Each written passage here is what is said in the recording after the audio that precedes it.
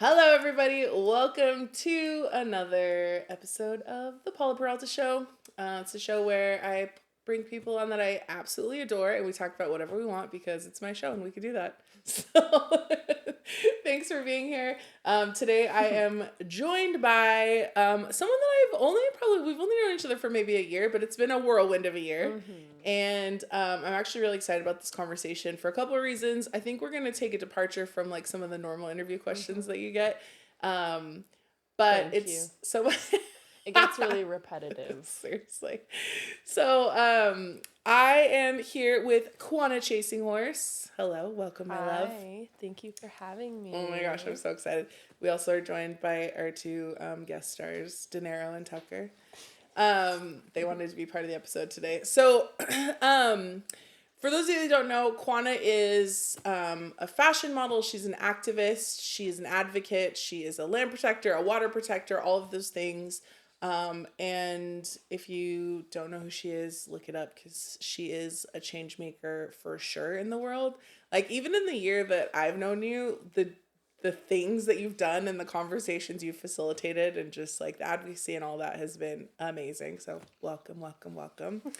Okay, so I know everyone always wants to talk about the advocacy and obviously if you're watching this on YouTube, you can see that we're both women of color. So as an Indigenous woman, I know that's a conversation that you're having a lot. And we could totally talk about that. But one of the things that I actually brought you on for was because I love everything you represent, but I also love that you do it your way.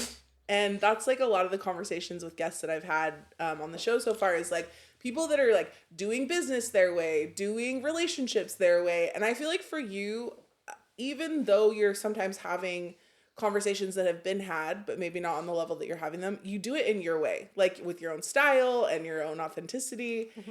And so will you talk a little bit about that? Is that something that's always been the case for you? Like, do you feel like you've always had like a strong sense of identity? Do you feel like it's something that has developed? Like, what does that look like for you? Yeah, I think, definitely it has always been there, but there was a moment in like high school where I went to a like predominantly white school. And there was, a few small groups of people of color, but it was predominantly white and not a ton of Native students. And a lot of the time what would end up happening is the Native students, wouldn't have the best experience and would end up leaving that school and going to a different school, which I ended up doing. But going to that school and like, being there and just being surrounded by people not of my own, skin color, or even just like within the BIPOC community, it was definitely difficult to like feel like I fit in or to feel, like I could be my authentic self. Like I felt like I had to fit like this, like norm of, like white people just have a different way of doing things, and like they just also like their style, everything is so different. And so like at that school, I did not fit in at all. Like even with what I wore, how I dressed, like how I did my hair, it was so different compared to everyone else that like I felt weird sometimes. Like I would always try to wear what the other girls were wearing. So I remember I used to wear like a lot of baggy clothes and like a lot of hand-me-downs for my brothers because I lived in like Alaska, the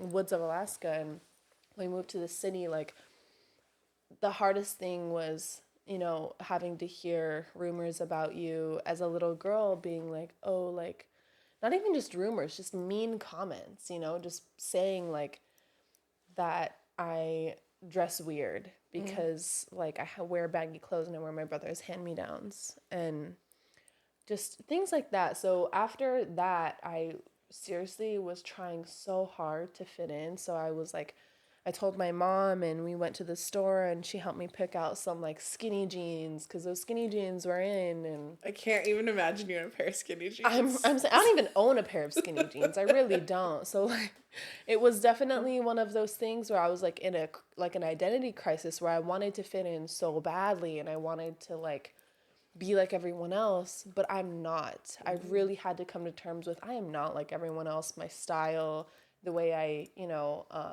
approach people, just everything about me. And I feel like this is with everybody else too, is we have our own authentic selves, but society around us is so influential with how we approach things or how we dress or how we even treat people.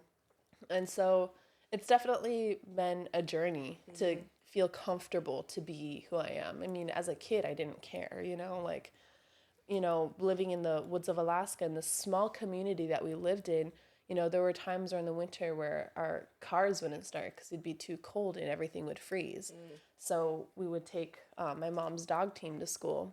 And so, like, I didn't care about how I looked all the time. Of course, I was still like a little girl and trying to be like all the other little girls. But, there was also just another side of me that is just so proud of who I am.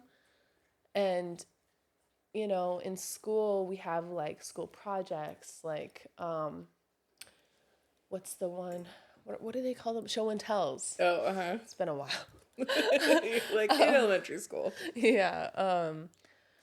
So for all of my show and tells I've ever did in school, I always did like kind of like a family tree, but more talking about my culture. And I would bring like my moccasins and things from my culture, and then like talk about my people and a little bit of the history, and then also just like talk about our art. And like I was just such a proud kid, but I also didn't understand that my people were so discriminated against, because I was just so proud to be Native that I like didn't even realize that that was a thing until I learned about like Columbus Day, until I learned about all these other things. But I didn't learn that through school. I learned it through experience and through my own community, because they don't teach you stuff like that in school. Same. It's so interesting because like we've had so many like diverse guests on, like Black and Latina and Indigenous and Afro-Latina and all this stuff, and it's so crazy to me how much that is a common thread. Like you realize, looking back, you realize as a child you're treated differently, but you don't really get it. Yeah, and then you start to get yeah. the context. It's really interesting to hear you say that. And I feel like we were talking about this the other day when we were on a job together. How I think it was like the exact conversation of being like, when you're a little kid, you don't even realize, like you wonder like, why am I being treated differently? Like, why does this happen? And then as you grow older, you start to like realize, and obviously now, like the hardships that our communities have gone through, like minorities have gone through. And so I definitely struggled a lot in high school of just trying to feel comfortable being myself.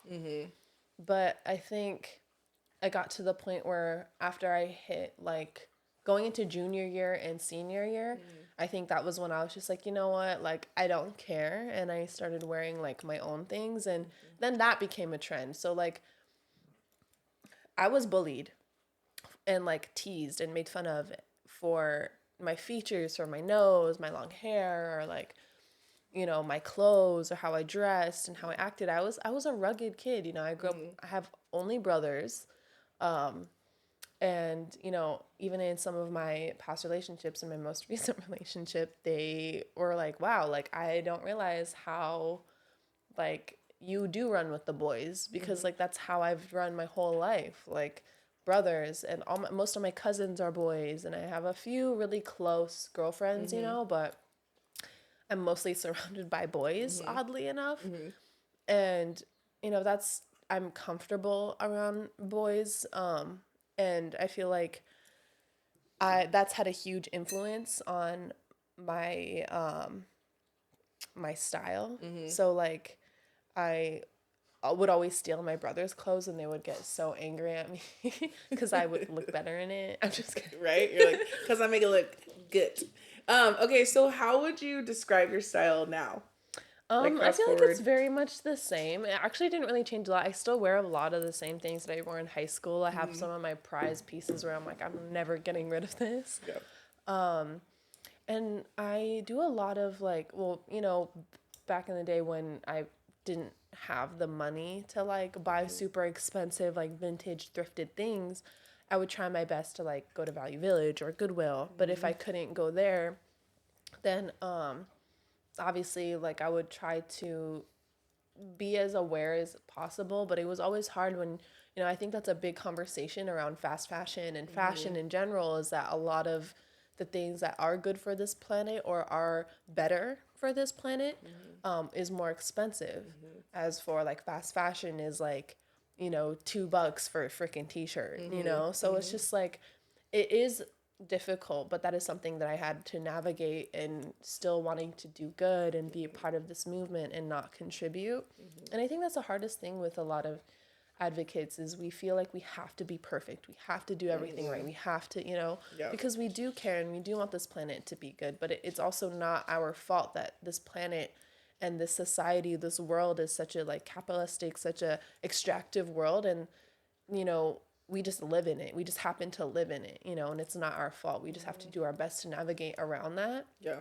And for me, now that I do and am able to, you know, go shopping at thrifted places or whatever, you know, I have so much fun because I always end up finding some really, really cool, like old vintage shirts, with like powwow shirts that have really cool print on it of a Native American, or, you know, really cool, like old shirts that kind of are like treble printed or something, you know, and so I think it's also really important for people of color reclaim, you know, their culture, like even like Black culture, you know, and I feel like it's so important that we continue to show the world that this is ours and not for white people to appropriate, that we can reclaim this and show the world that this is who we are, because I feel like when it's appropriated, it's not authentic at all, because not only is it an inspired idea from an original idea,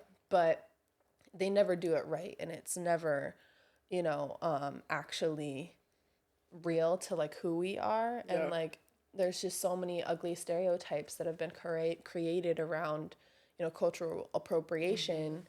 And so that's something I've been battling a lot with in the industry, where, you know, brands would want to work with me and it'd be like an entire culturally appropriated collection, and they'd want me to model it because it makes them look better, because they're like, oh, we hired a Native model. Yeah, it's like the stamp of approval. Exactly. And I'm like, no, I'm sorry, but if a Native artist didn't collaborate with you on these designs, then I'm not working with you.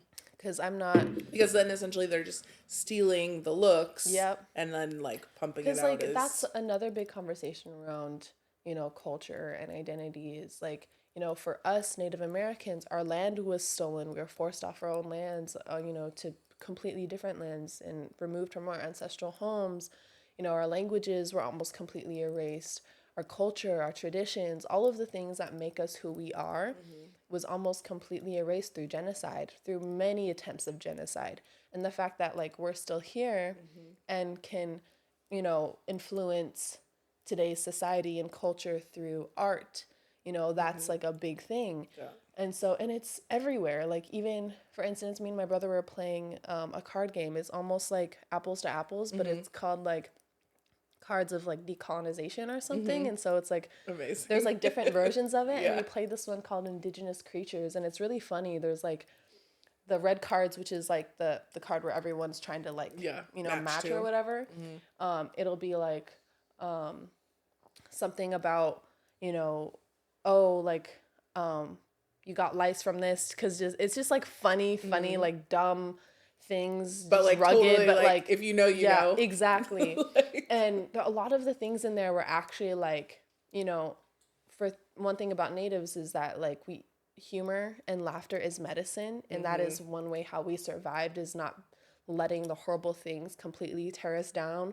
We're still capable of laughter and loving each other and joy and like coming together as community and building each other up. Like that's the beauty in community, is no matter how many horrible things are happening to your community, there's still moments of beauty and joy and laughter and humor.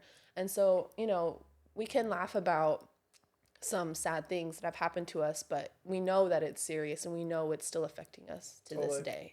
I love that, like, we were like, we're not going to go here, and now we're totally going here. But since we're going here, I actually want to talk about this, because you bring up you said something earlier about how, you know, like, people think that advocates need to be perfect. And that, you know, we were talking about sustainability and fashion and things like that. And I've seen this a lot working with you and, like, getting to know you on a personal level. Like, how like you're still learning every day. Yeah. So like you're talking about like there are things that are cultural that are just part of like, that like laughter is medicine and the way that you connect with your ancestors and like your people as a culture.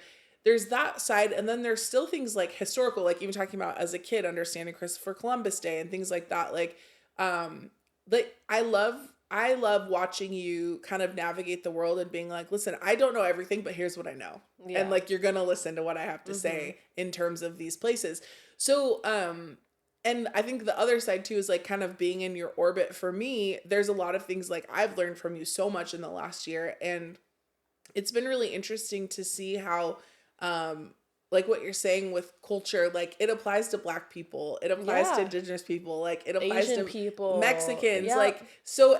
And I think in fact one of the things that I love the most is like in the time that I've gotten to know you is like I think about America so differently. Like I think so often when, and I'm just gonna speak to my own ignorance, speaking of learning things every day, but like so often when we think about like indigeneity, most people think like Native people, America, like the like lower 48 kind of vibe.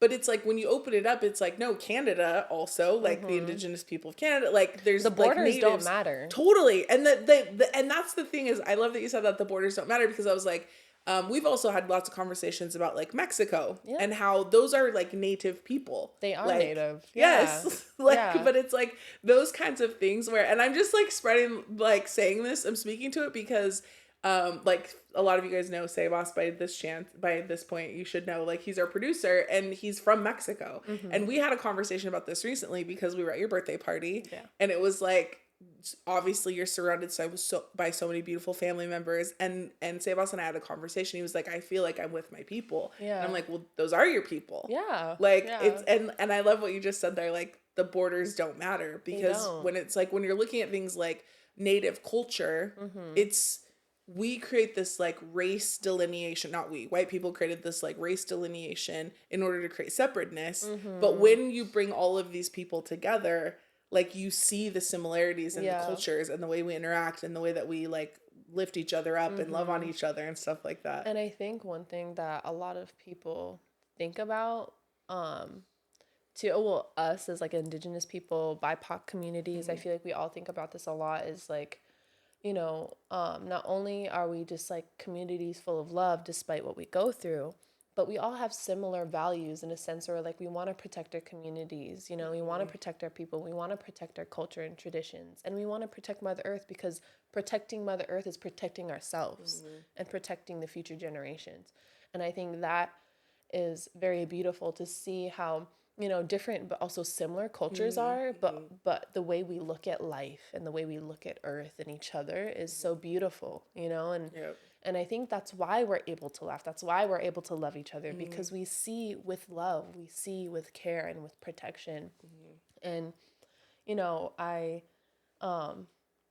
with, how we were just talking about my style and then talking this, I think it's funny because, as we're talking about this, I was thinking, my work as an advocate and also just tying my own like personal like style from childhood to now, of course I like to every once in a while wear a skirt and dress up girly and be cute, but like most of the time I'm like wearing baggy pants, it's and like baggy a skirt shirts. with sneakers. I think anytime I see you in a skirt, you're in like Nikes. Sneakers and exactly. Or like boots or something, I'm never like, you'll never see me in heels, like, unless I have to for work or something. But I think what truly influences my style, like, and continues to, is my work as an advocate.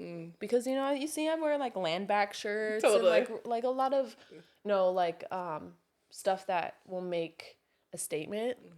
And I think what you wear can also influence other people, and there has been moments where I'm wearing, like, a Defend the Sacred shirt, a really beautiful design, and it's, like, natives and whatever.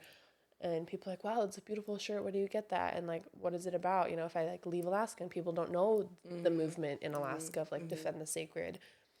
And so it's really cool to be able to like explain that to people just because they looked at my shirt and they asked questions, So like, even like as simple as that, if I can educate people just because I'm wearing a shirt, like that's cool, for sure.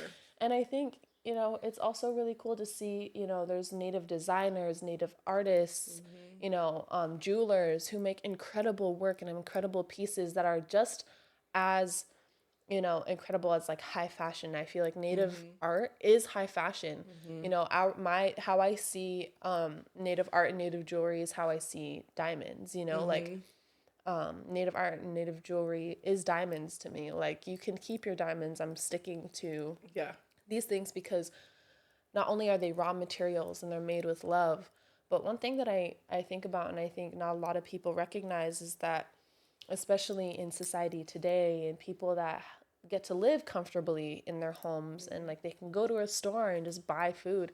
For us in Alaska and a lot of our indigenous communities, we don't have access to stores. We don't have access to those things. We don't have the luxury of like walking down the street and going to the corner store. So a lot of our communities still greatly depend on the land, depend on our ways of life, hunting, fishing, all of those things. And, you know, how, you know, that was my entire upbringing and how I'm able to bring that to now. You know, I'm in LA now and like I have the luxury of going to the store, you know, it's different. And I think about like, you know, a lot of young people are now living in the city, like a lot of Native kids that live in the city, they are now seeking their culture and wanting to go to back to their communities and wanting to learn those things. When before, you know, like my mom's generation, my grandparents' generation, because of assimilation, because of residential school, when they were taken from their communities and forced into, you know, a white school that their motto was kill the Indian, save the man, you know, it made them want to assimilate, made them want to forget their culture because they went through so much traumatic things just because they spoke their language, just because they, you know, drew something that reminded them of home, or just because they wanted to, you know, sing a song that reminded them of home. Like those things were so banned that, you know, they went through extreme abuse, you know, extreme abuse. And so that those generations are fearing for us, you know, thinking that those are things that we're going to go through, or those are things that could happen to us because it happened to them. And I just have so much love and care for the generations that had to go through that and continue to teach. You know, after they left those schools and they went back to their communities, they didn't want to, like some people did, but I know a lot of people, like my grandma, for instance, she ended up going back to her community and living in the village and living her ways of life again, you know? So, like, people that, you know, have the courage to do that, you know, it's beautiful. But also, like, the people that didn't, you just got to know where they're coming from and understand that they went through a lot. But also, like, you know, the people that did, they just want to share. And so young people that don't have to go through that, that can be proud of who they are. You know, it's a whole different experience. And that literally happened, what, 1-2 generations ago? Totally. And so it's a whole different shift in education and everything for Native people. Well, and I think like it's interesting, again, like kind of I see so many similarities when we start talking about just like cultures and things like that, because I feel like even for me, like I was raised in a predominantly white like schools, and I was like one of the very few people of color where I grew up, but like there's always something in me that like called to, like there was something in me that just like was calling to know my history and like know my culture and like know my people. And I one of the things I love is how supportive you are of like the Native community, especially like with the youth. And I mean, I see you constantly like connecting with people, and you know, people are reaching out. Like some of, even like I like most of you, I think you had a bunch of your girlfriends over here like a couple weeks over your birthday, and they were like all like Indigenous or like had some sort of Native background or mix thereof. And I think that's so cool. So like, how is that something that you do, that you like make a point to do, like to keep like obviously supporting like the Indigenous community, but like what sort of work are you doing to like specifically connect with the youth and basically share that message that you just shared? So I love my work, like my community work, just because I'm able to go back to community. Like that's the most grounding thing for me. And I think some people are just like, oh, it's work, whatever. But for me, it's like it's so much more fulfilling. Like if I can be a model and give back to my community, like that's the best of both worlds for me. Yeah. But yeah, I do make it a big part of what I do as an advocate, but also as a person. Like me as a person, like I surround myself with people that not only get it, but also like want to learn and like put themselves out there, or even if they don't put themselves out there, like they're you know, trying to put themselves out there, or they're like, you know, wanting to educate themselves, or wanting to know who they are or where they come from. And one thing my mom repeated to me as a little girl, and you know, still to this day, every day leaving the house, was like, remember who you are and where you come from. And I always tell young people that, just because like it may just be like a whatever sentence and be like, yeah, whatever, you know, because that's how I was leaving the house every day. I'm like, yeah, mom, I know. But as now that I'm an adult, I need to remind myself of that every day when I walk out the house, because I'm in such a huge industry with so many different kinds of people from across the world. And I meet so many different people from different walks of life that, like, you know, I walk into these spaces and I'm usually one of the only Native Americans on set, or the only Native American on set. And, you know, when I'm in these spaces, not only am I just representing myself, but I'm representing my people, because I'm one of the firsts in this industry. Like, you represent your community as a whole.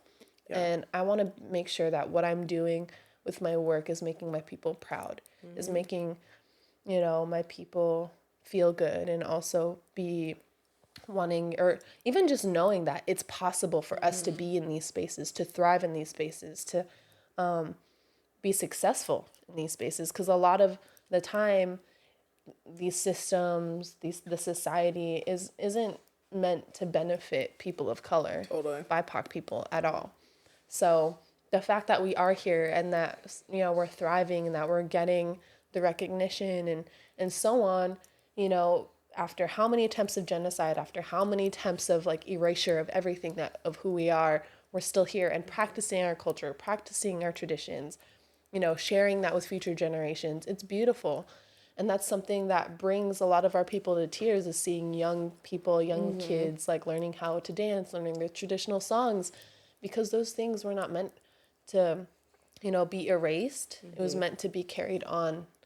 But the fact that there were so many attempts to erase that, you know, and our people stayed strong, it's a powerful thing. Yeah, the resiliency of like the resilience and just across the board of like BIPOC people, Indigenous people, like that's for sure a game changer. And I think it's just a testament to the people and the culture, and the fact that it's like, when it is something that's so natural and like truly native, like not like necessarily native relating to a people, but just native to, like you're talking about Mother Earth, like it is the way of the earth. Yeah. Like that it's just not gonna, there's no other way to be, you know. And I think too, with like more youth work, me and my mom started this thing called Native Youth Outdoors. And really it's like a nonprofit to encourage young Native kids who don't have, you know, the opportunities to try new things or to try different sports, because a lot of the outdoor industry sports like skiing, snowboarding, all of those things are pretty expensive. Like the equipment is expensive. Like a lift ticket to go snowboarding and skiing is expensive. Like all of those things is expensive. And that's why the outdoor industry is also lacking in representation, because it is an expensive industry. So what we did was, you know, I have a documentary with the North Face, and they have been extreme. I've actually been working with them before I started modeling, and they've been extremely supportive of all of my advocacy work. Wow. And when we made this documentary, they fully funded it, everything. And when I go back to my community, they always want to like support me. And same with Paul Mitchell. When I went back to my community, did you know that Paul Mitchell sent 1,200 products to Alaska? And we donated them to, of course, we handed them out at our little raffle that we held with the North Face. But we also gave whatever we had left to all of the women's shelters, because all of the shelters in Alaska are slacking so much in resources, like insanely. Yeah. So like the youth shelters lacking so horribly. And there's a lot of like homeless youth that end up on the street. And it's dangerous because Alaska has the highest rates of, you know, violence, domestic violence, drug abuse, homicide, like all of those crazy statistics. It's really harmful to our youth. And so, you know, if I can give a little bit back, you know, so we donated all of those products to all of the shelters, the women's shelters, the homeless shelters, the youth shelters.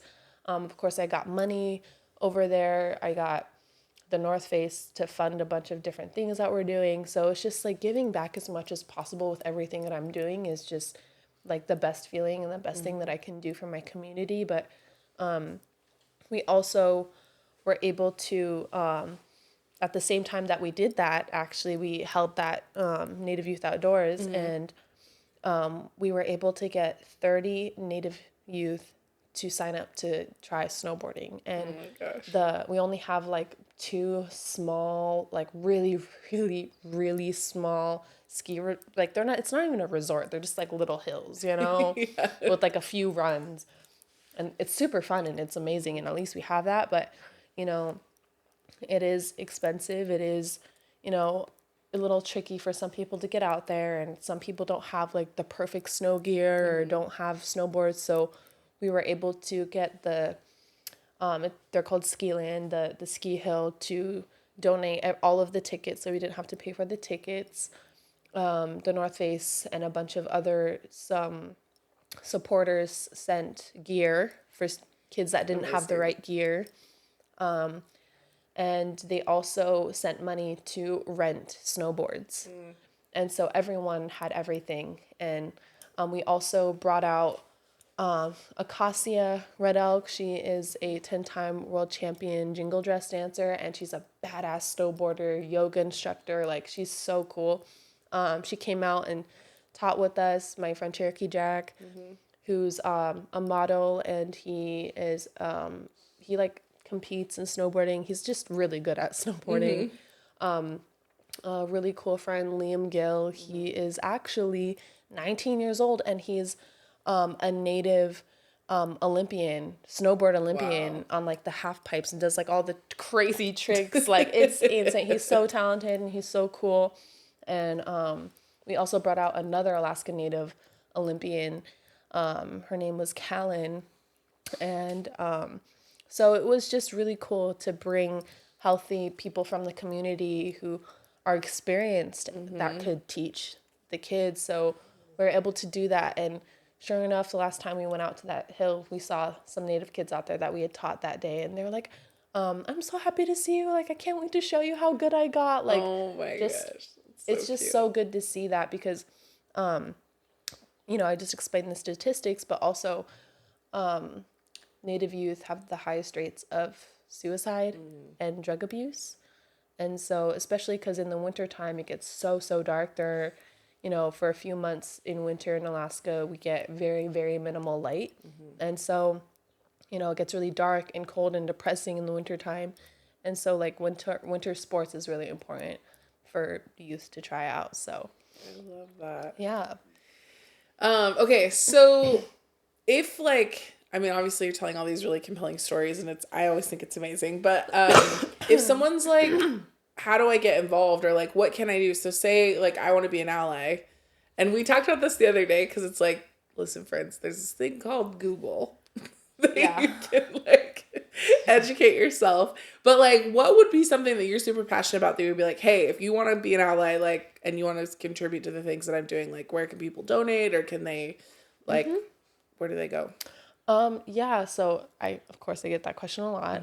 I actually have a link tree in my bio on Instagram. Amazing. I didn't even know that. And I literally have so many links of just different articles of different things I've done in fashion, but I also have a bunch of, I even have a native territories map. So really it's, you click on it and it brings you to the map of like all of like North America, South America, and it shows, what indigenous tribes were where and their exact territories. So you can look up like LA and it'll zoom in LA and will show you different tribes and their territories. And so I have that if you are very curious on like, if you're somewhere and like, oh, what native lands am I on? You can go on the native territories map, type in the city you're in or area you're in, and it'll show you the people that occupied those lands before colonization.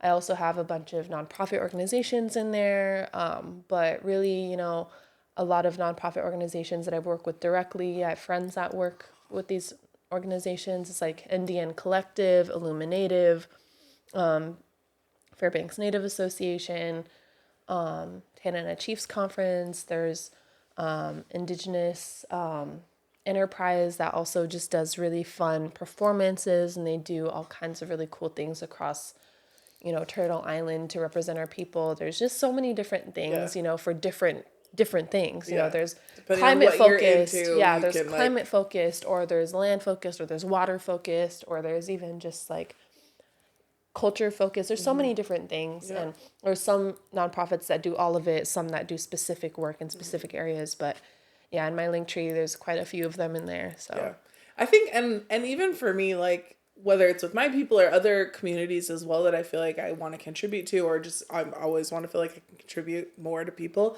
But I think it's like, do something. Yeah. Like, that's the thing that I always tell people is, you know, whenever I post about an issue, like a social issue or a climate issue or whatever, I always try to like add a call to action because it can be really overwhelming because it feels like there's so much that needs to be done and there's so many just things that are insane, and so it can be really like, ugh, like where do I even start? And so I love that you have like that link trip, because if you're looking, I'm speaking to whoever is listening to this or watching, like if you're looking for something to do, like start there. Go educate yourself, go click the links and just do something. Even if it's like you donate $10 or $100 or 1,000, whatever and that even looks if like. it's not donating, just like share. Yeah. You know, like there's, you know, raising like awareness. Yeah, is exactly. huge. Raising awareness. And that, you know, for instance, a lot of my work in the beginning was just raising awareness. Yeah. Because like, how else are you supposed to make change? Like you need awareness first to be able to get people on board. Yeah.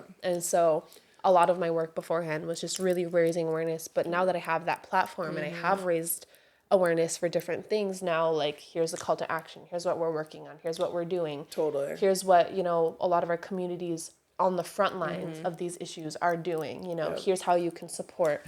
And so that's like, I love that. the most important thing for me is making sure that with my platform, I can give a voice or a platform to other people and to other movements or communities that need it as well. Totally. What do you feel like was like the turning point in kind of the, I guess the coming together of like your world as a model and like your world as an advocate? Like, I know that for you those things have always kind of been one and the same, but I'm curious if you feel like there was a moment in your career as a model that you were finally like, okay, this is like people are paying attention. Yeah, definitely.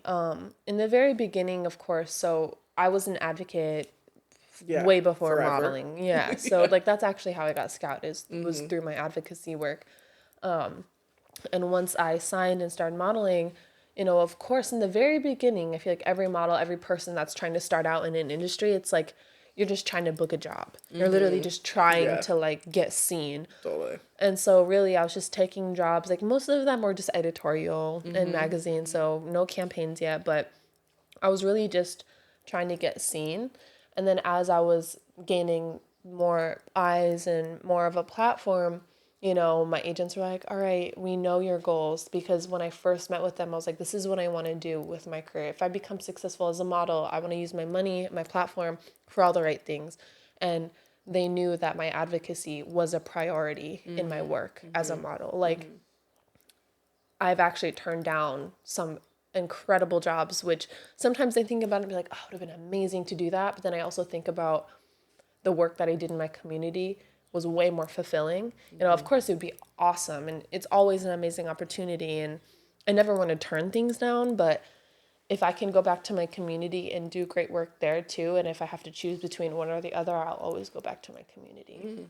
And there have been times where I've had to make those tough decisions and be like, oh man, I will never get an opportunity like this with this brand or for this job or whatever it is, you know. But then, you know, I think when you do those good things and you know the right thing to do, the right things will come your way and better things will come your way. So I always put that in mind. We're like, all right, well, you know, as much as I want to do this opportunity, I know if I do great for my community that it'll come back full circle and something great will happen as well in the near future.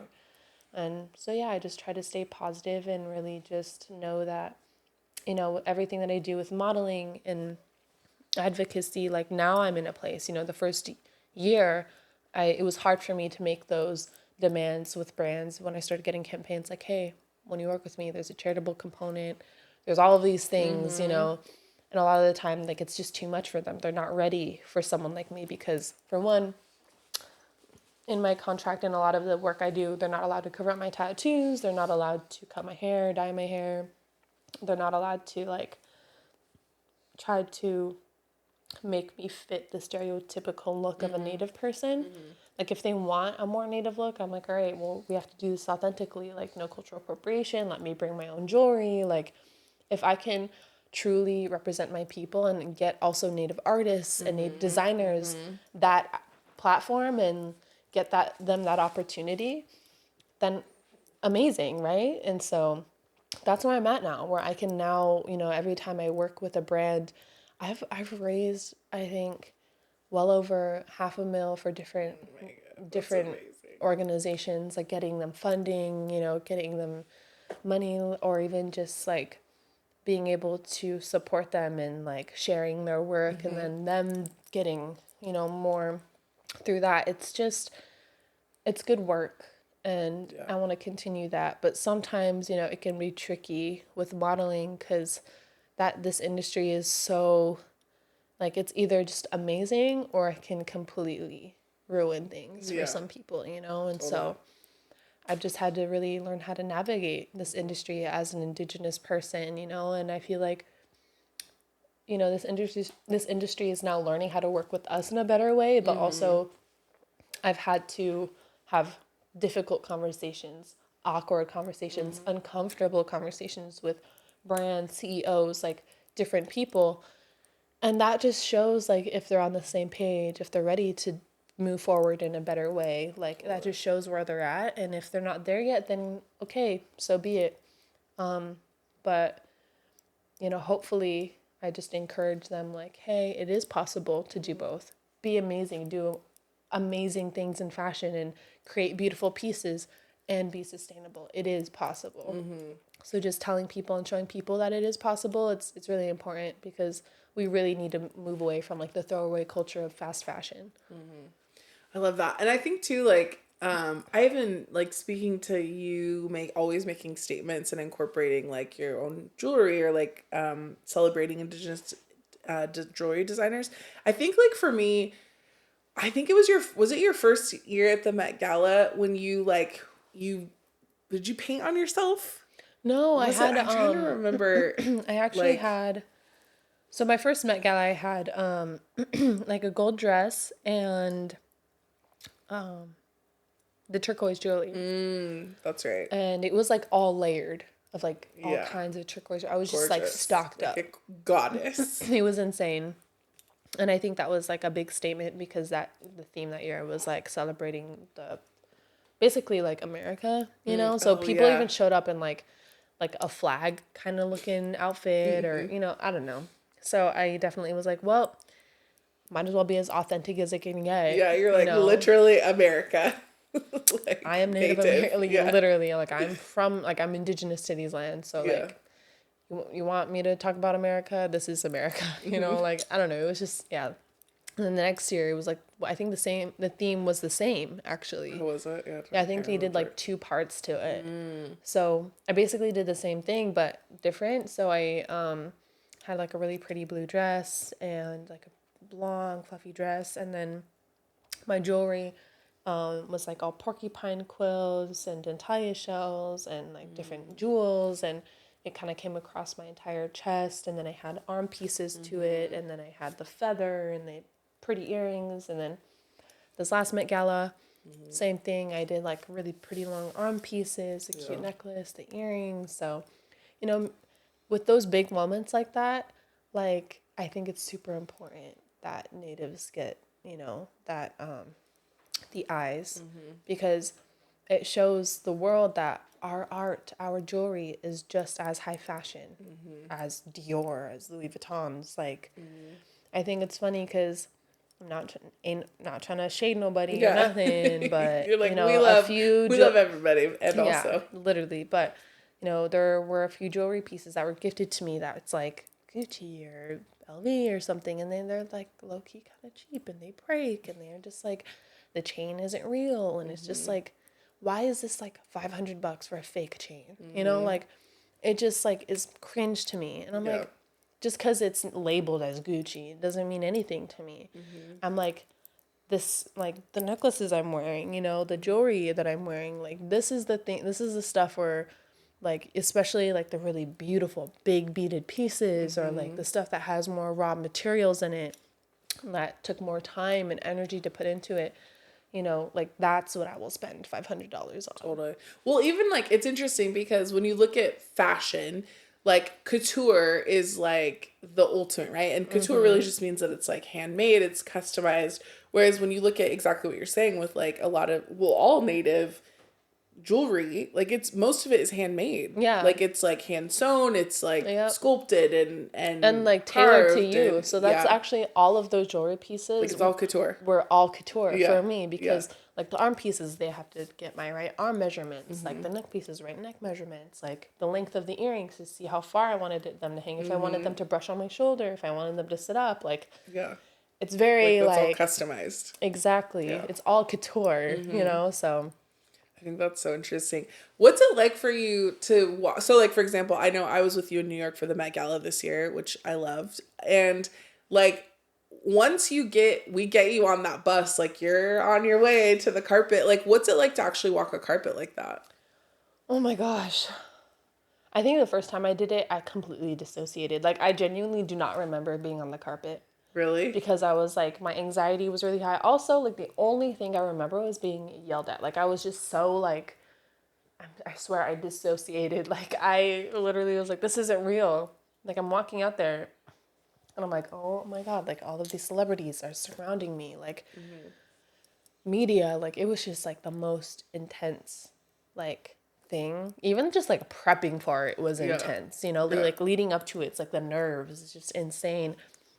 But I remember, like, the first time I did it, you know, I actually got weird flashback because there's this article that this publication put out that actually, like, twisted my words and didn't put any context into anything that I said and made it sound, like, really bad, which it literally wasn't. Like, if it was a podcast like this and they released it, I would have gotten a way different response because I explained the context, I explained everything, and they still were like, she said this one little line, let's just use that and then like chop it up and make it sound bad. And that's what media does, you know, that's totally exactly what they do. It's like, it also gets some more clicks. So whatever. 1000%.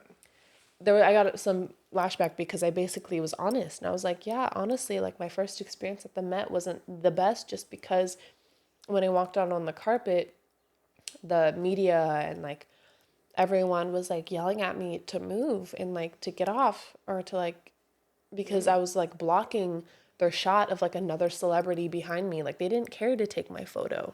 They were just telling me to move. And so I didn't feel welcome on that carpet at all. And I literally have like 5 or 6 photos from that night because like no one was taking photos of me. I was just like, whatever. So, and also like they have like little escorts, like these people that'll like walk you up the stairs and like help you with your train if you have like a long train on your dress or whatever. They were also, I could tell that they were like high anxiety, like everyone's just like, it's a hectic kind of scene, a lot is going on. But I think because I was being yelled at to move and stuff, I think she was getting anxiety and be like, oh, they want her to move. Like, so she literally like grabbed my arm and like drug me up the stairs. So I didn't really even get a lot of photos going up the stairs because I was just kind of being drugged up the stairs and not getting my chance to like actually stand in your beauty and your power and your messaging and all of the things. Yeah. So by the time I got to the top of the stairs, I was like not feeling it, feeling very discouraged, wasn't feeling welcome. And then I like just took a moment because one photographer that I actually seen at a shoot or something, he's actually really cool. He's a photographer I see everywhere. He stopped, just like, let me get a photo of you, Miss Chasinghorse. Like he knew me. So I was like, someone I know. Cool. So he took a photo of me, and as I'm like taking the photo, I literally just had to like remind myself why I went and why it's important for me to be there.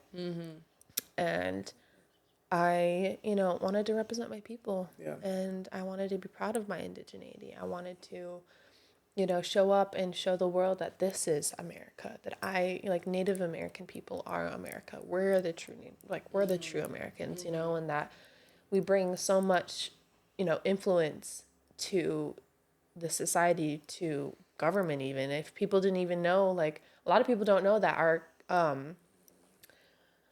what is it called, the Confederacy, and what is it called? Oh, like the Constitution. Yeah, the Constitution. See, I'm terrible with all of that. That's because fine. I don't care for it. Yeah. I really don't care for it. Really don't. Only because do you know it was written after the Iroquois Constitution? Basically, it was like almost copy and paste, but like they obviously had changed a lot of it of course it was. To fit their agenda. Uh-huh. They literally, the whole everything that this, basically this entire country is structured from is inspired by Native Americans, because we had our own governments. Basically, we had our own ways of, functioning, and so, it was, and we were successful, we were thriving. And, yeah, so I just feel like, me showing up like that, I had to remind myself, I literally envisioned my ancestors walking up those stairs with me, behind me, just with their hands on me, just pushing me forward. And that was another kind of moment of strength. It was like a recharge. Yeah. I was like, all right, I'm here. Fuck those people. I'm here. Seriously. Well, and I think that's you speak to something that's anyone who is, I'm going to say the face of a movement, or is invested in some sort of a movement like that. It's which is really just, reparations and truly honoring a culture, and a people. But it's it's not easy. No. It's exhausting, and it's frustrating, and it's confusing, and there's a lot of many weird questions. Yeah. The ignorance. Totally.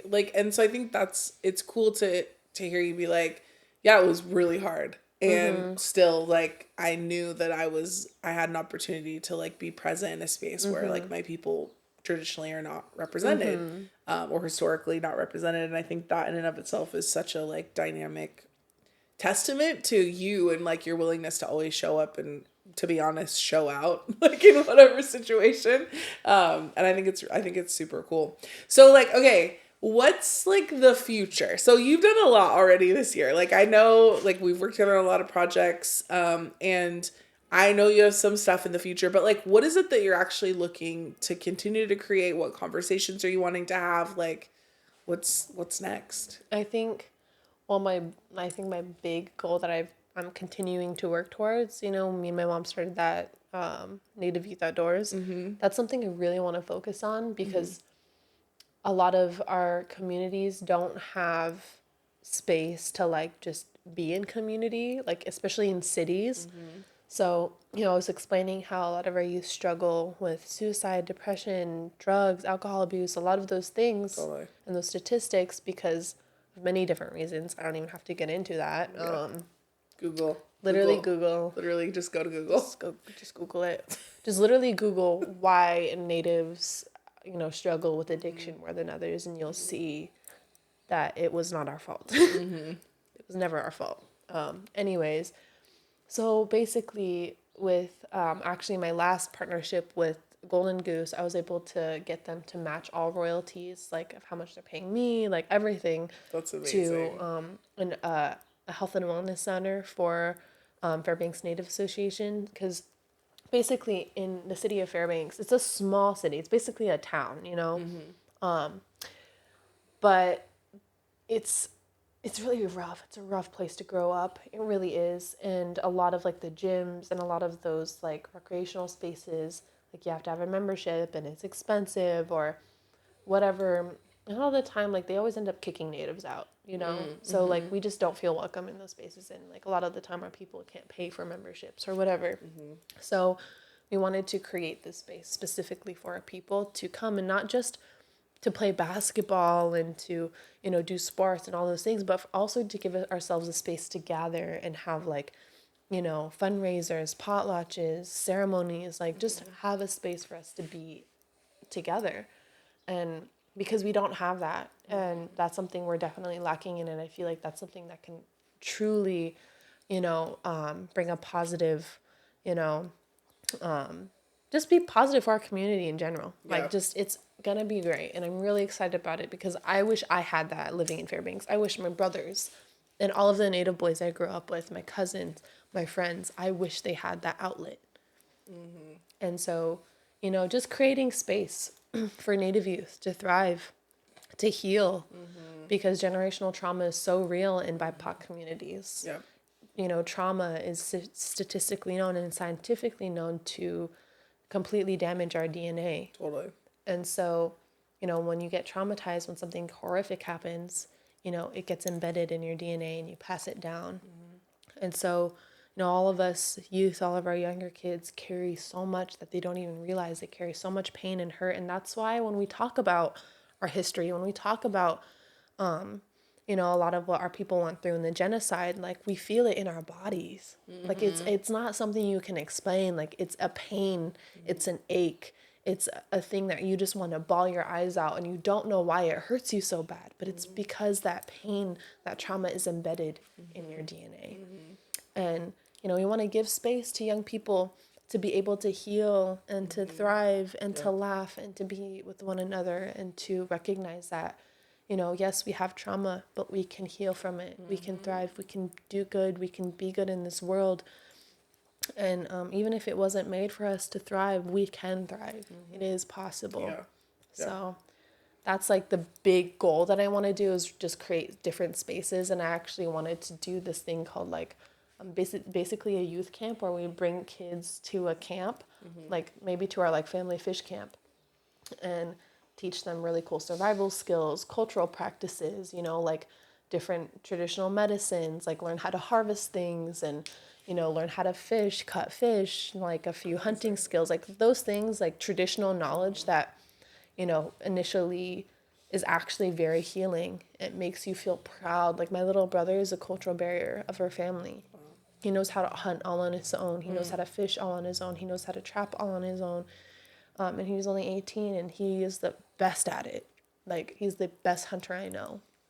And I'm really proud of him, because that's healing for him. Like, when he hates being in the city. Like, he hates it because he's like, I have nothing to do here. There's nothing to do here. Like, like going to amusement parks is not amusing to him. Yeah. He's like, I want to go, build a cabin, or I want to go do something. Like, he's always out on the land. He's always spending time with the animals. He's like so out there that like everything in the city does not fulfill him. And that's beautiful, because I feel like when you're that connected, you don't need this like materialistic things of the world. You don't need any of that. You really don't. He even says like, I don't need this. And it'll be something that like a lot of kids will think like, I need it, like, no. Yeah. He Especially sometimes in this like digital world. Yes.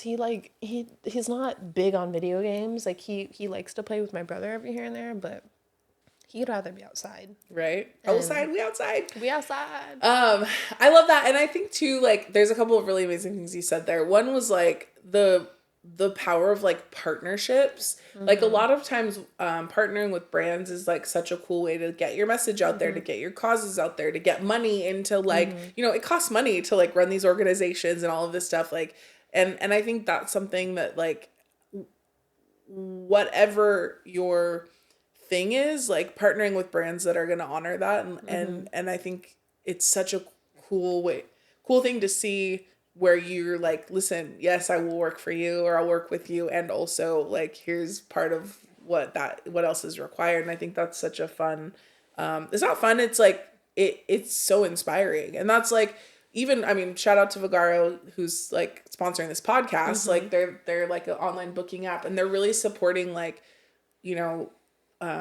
like health and wellness and fitness professionals in like building their business. Cause like, so it doesn't have to be necessarily this like, earth shattering sort of change in contribution, but whatever you can do to partner with brands, like whoever's listening to this or watching this, like whatever you can do to partner with brands that like support a cause, like it's such a game changer. And I think, like a little can go a long way. Yes, like Literally. it's so huge. And I think that's where like even Vagaro's having this it's Iconic 23, this like 2-day seminar of like business classes and education, things like that, which if you guys want to see more of that, you can go to vagaro.com/pro/Paula and get your tickets. It's in September. But the thing about that is like, it's like bringing whether, I don't know, and it's not the same as like bringing together Indigenous children to like show them joy, but it's like the same thing of like these little things that make massive changes in the industry. Yep. Like you're talking about the beauty industry or I'm talking about the beauty industry. You're talking about the fashion industry. You're talking about connecting, youth to the land and things like that. It's like all of these things that we do, I think, make the world a better place. And it's like, find your thing, whatever it is, whether it's like, celebrating Indigenous culture and like really helping people to realize the beauty of who they are, or even in the beauty industry, like helping people to realize the beauty of who they are. Like there's so many different ways that you can do it. And it's like, you don't have to be Quannah or you don't have to be Paula, like do the thing that speaks to you and stay authentic to who you are. Totally. I think that's like the most beautiful thing is when you can genuinely comfortably be yourself. It's like so true. It's so beautiful. And I know that's like really tricky for some people because some communities, some spaces aren't like the most welcoming, but when you show up as you, like that's a whole different level of power, you know? Yeah. Well, and I think what's interesting, and I thought about this earlier, like I almost said this morning, when we started this conversation, was like, you were talking about how as a youth, like a lot of your clothes were from, Goodwill, or they were hand-me-downs. And so you developed this really you were forced to develop this authentic sense of style, right? Based on like what was available to you. And I think even for me, like, growing up, like I've always been plus size, like I've always been had a bigger body. And I think that forced me to have to get creative because what was available for me, like it wasn't the trends. It wasn't and so I think that's where I love what you're saying about creating and cultivating this sense of authenticity, because it may not be the cool thing. It's probably not going to be the cool thing. But if you are staying true to what is real and true for you, that in and of itself is like such a powerful invitation. And people don't always know what it is, but they'll be like, there's something about them that is just like so, and that's where you capture people, and then you get to share your message and be like, cool, let me tell you about like why I look the way I do, or how I, how I've created this style, or, and it's like simultaneously educational and empowering at the same time, which is, I don't know, for me, I get really excited about that. People that are just authentically living, like live your life. Yep, exactly. I mean, I think that's just how my family's been no matter what. Like my mom has always just been like that. Like she's always just like, fuck what they think. You know, like I'm a dog musher. I live in the woods. Like I don't care, Yo, your mom is badass though. Like she is. She really is. She's like, shout out to Mama Jody. Literally. She's like so badass that she's like intimidating. Yeah. You know, like you don't want to, she's definitely like fuck around and find out, you know? You're like, if fuck around and find out one person. And I've found out a few times and I learned my lesson. That's so good. Yeah. I love it. Okay, so we're getting close. I mean, we've been chatting for like an hour. Yeah, it's so I can good. continue. Like I could listen to you. I'm also like, like this going. is how we are when we work. Like so we true. just like, even if like talking about everything, literally everything will be in the middle of like a really great combo, and they'll be like, all right, we need you to be like, all right, we'll continue with this later. You know? Seriously. But it's like, I think and the other thing too is what's crazy to me is like you just turned 21. Like, I think when we met, obviously, I think you were 19 when we met. And when I found out you were 19, I was shook. Because right out of the gate, like, we started talking about, like... everything. And also, like, you're the first hairstylist to ever ask permission to, like, touch my hair. If it was okay to, like, touch my hair. Because I feel like in this industry, like, makeup artists, hairstylists, like... You know, when you're working with Native people, I think it's a really important message. Yeah. Like, our hair is, like, so sacred to us that, like, we actually don't let anyone touch our hair. And as a model, like, being a part of this industry, like, people are going to be touching your hair, you know? Yeah. And so, like, I had to learn to just, like, even after work, sometimes I just smudge myself down because, you know, I've worked with some people that didn't have good energy. Right. Exactly, that they're, like, pissed off or angry or just like have horrible energy or just have an attitude, and they're like touching my hair, and then I feel it, and I'm like, I feel it in my body. I'm just like, you're giving me this energy, and I'm happy right now and you're ruining that, like, Yeah. keep that to yourself or don't touch my hair, you know? And so I think it's super important for people in the industry to know, like, when you're working with Native people, we really take that seriously. And, like, it's just respectful to be like, all right, are you ready? Can I touch your hair now? Or, like, do you want to, like, you know, do something to make you feel better? Or, like, even if you're, like, as a hairstylist in a bad mood, like, just try your best to not project that onto who you're working on, because, like, we will feel it, you know? And I feel like a lot of people aren't as intuitive to feel that, because people don't care. They're like, oh, it's just hair. But Native people truly, like, we feed off of that. Like, our hair is so sacred. And, you know, like, our Paul Mitchell video explains that. I have, like, a few other things where I explain why hair is so sacred to us. Totally. And you're the first hairstylist to be like, all right, are you ready? Like, can I touch your hair? Like, what are you comfortable with? Like, you were the one that was very, like, you knew that, like, you just, I don't know if that was just something you do, or if that was just, like, I didn't know. I was just like, does she know that, like, my hair is super important? Yeah, I knew. You know? Well, it was like, it's both, because one is, like, especially growing up, like, I, as this, like, whitewashed child,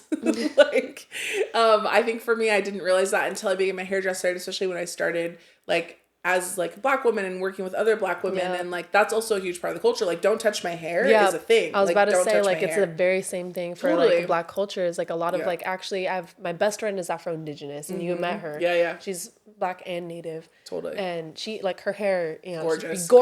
gorgeous hair. Yeah. And I love braiding her hair. I just love putting all the love in her, you know, when I'm braiding her hair. And, you know, she always talks about how, like, white people are always like, can I touch your hair? And, like, go for it. And she's like, don't touch my hair. Like, totally. But I think that was, so I knew that, like, I know that, but then the other thing too is I had an awareness that, like, braiding is a huge part of your culture. Like, it's just a huge part of Native culture, and that it is very sacred. Like, I think even in Black culture. Yeah, totally. 1000%. So, I mean, I also, it was, like, our first time meeting. Like, you don't know me. Like, you know, there were a ton of people in the room. Like, so obviously introducing myself was a huge part of that, because I always want the people that I work with to feel really comfortable. But I think I love hearing that. And I guess it's just kind of, for me, I feel like it's a common courtesy. Yeah. Maybe because of where I come from, and also what I know about, like, Black culture and, like, Afro-Latina culture. And then also, like, trusting, just, I don't know. I just feel like it was, like, the right thing to do. But I'm glad that it meant something to you, because I actually, like, it completely, like, I'm gonna be honest, like, when stuff like that happens on set, even, like, small things, like, if someone says, like, a very ignorant, like, rude, ugly comment to me and not even realize how rude or ugly it is, I'm like, that will change my mood for the entire day. And I'm like, oh, you're so ignorant. Like, I wish I could go off on you, but I know you just don't know any better. Like, let me be professional. Exactly. And I feel like a lot of people struggle with that, is like, knowing how to, like, address and navigate those things. But you were it made me feel so good for the rest of the day. I was like, this team is amazing. Everyone's amazing. Like, it was, I love that. That makes me feel so happy. Okay, so one of the things that I do on the show, every single guest that comes on, I don't know, I think you might know this, I love Crocs. Like, I'm, like, almost always wearing Crocs. I know. You know what's funny? I don't know why I didn't. I was gonna wear my Crocs here today. I was like, I'm just put on my up-tempos, but they're cute though. That's cute. It's a vibe. It's a vibe. The look all works together. It's very on brand for you. Anyway, so every guest gets a pair of Crocs. I choose one. No way, really? That's so cute. That I think, like, represents them. So I guess I didn't need to wear. Oh my god! You know what's so crazy? What? Do you have these? No, I've been wanting those. Yes. Like, I actually asked my friend recently, because she was like, do you want, like, Crocs? Super colorful. She couldn't find them in my size. Not you taking off your shoes now. I'm taking them off right now. Oh my god. Even these little things are so perfect. They, like, come with everything. Like, it's literally just, like... I know. I saw them and I was like, I have to get these for Quannah. Like, they're so... Thank you so much. You didn't have to do this. I'm literally... These are... Oh my god, look how cute they're so good. They look so cute. good. They look so cute. I just feel like they were so bright and colorful. And, they're like, also fun. very mean. I wasn't gonna go there, but I'm so happy you went there. I actually, like, have these other little what are they called? Like, little gibbet things. And I have one that says land back, so I could just stick it on here too. Oh my god, amazing. That's so cool. I love. It's funny because I was like, I don't know if Quannah has Crocs. Like I have two pairs. Do you? Pepper chewed up one pair, and I wear them all the time, so they're kind of busted. I have a pair that's like black and like a little platform. Oh yeah. With like butterflies on it. Yeah. Oh, cute. And, yeah, I know those ones. I have it. Yeah. Those are cute. Anyway, well now you have a third pair. Oh, these are my favorite. They're so cute, right? They're so you. Well, you're gonna see me everywhere in these. Like honestly, you know, some models like when they go to work, like they want to like dress up and stuff. But like I've gotten to the point where in the beginning I was like, oh, what should I wear to work today? But really, like I don't need to because I'm wearing other clothes. Yeah, and they dress you. Yeah, literally. Yeah. But you know, I just started wearing like scrubs, you know, just like my sweatpants, black t-shirt, and pair of Crocs or something, and these will be my new set shoes. I love it. Well, thanks for coming. I love you so much. You already know that. I like more and more. I'm like, she's like my little sister. Like when your mom called me auntie at your birthday, I was like, I'm auntie. Like, but I think like you give auntie vibes. It's true. Like total auntie vibes, and like you're very like even when we work, I feel like there's a sense of just like understanding and even like protection. I know like you and Katie are very much like nurturing, like, so nurturing. You guys are like, don't fuck with my girl, you know. It's true. So, like, it's true though, because it's a lot. There's a lot of people. There's a lot, you know. So I try not to be too overbearing, but also be aware of like where you're at and like, do you need me to step in? Do you need me to like check? Well, just check it in. Just checking in. You're very great at what you do. Thank you. And I'm very happy to be able to work with you and know you and get to do this. And yeah, thanks for coming. I'm very happy to come. I'm very happy to be here. This was a cool conversation for sure. It was great. I'm sure we'll do this again at some point. Done. Yes, say less. Amazing. Well, thank you all for joining us. Make sure you do all the things like subscribe, comment, share, tell your friends, tell your enemies, tell your neighbors, whoever. Just tell somebody. Yes. And you can spread the word. Yeah, spread the word for sure. And we'll see you guys next time.